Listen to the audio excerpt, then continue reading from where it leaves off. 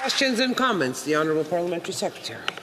Madam Speaker, you know, if the Conservative Party would stop playing the game to try to get political points and put Canadians ahead of their Conservative Party and the Canadian interests, maybe we might be able to see some progress in terms of dealing with this silliness of what we constantly hear from member after member.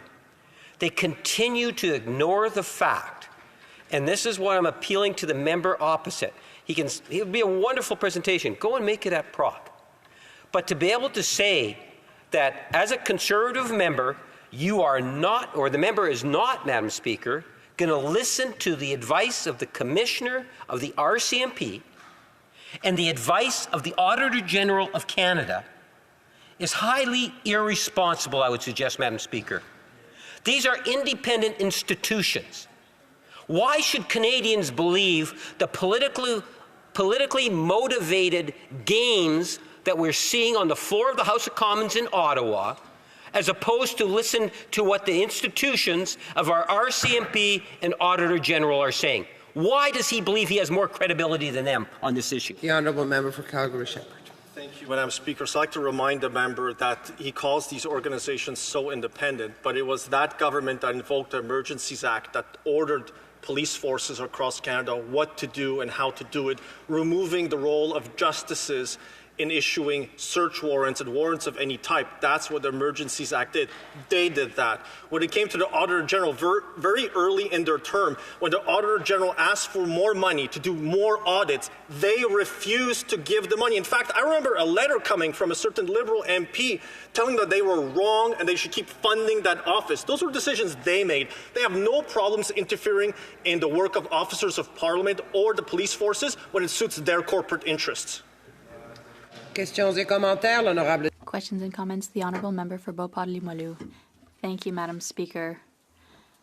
We Charity, ArriveCan, SDTC, Mackenzie, and other consultants. There's something in common. The delegation of responsibilities to implement a support program or learning program or for a framework for applications, for training managers, for collecting and analyzing data, collecting and analyzing and improving practices, and more. So I'm wondering, and perhaps my honourable colleague has an element of an answer for me, is a scandal because they refuse to manage and plan and a refusal to be accountable from the government. The Honourable Member for Calgary-Shepherd. I'd like to thank the member for Beauport-Limoilou for the question, of course.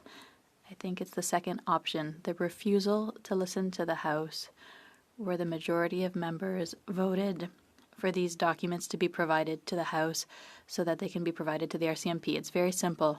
Even the Speaker decided that, yes, the government is wrong, hasn't provided all of the documents. We've all seen it. It's nothing new with this government.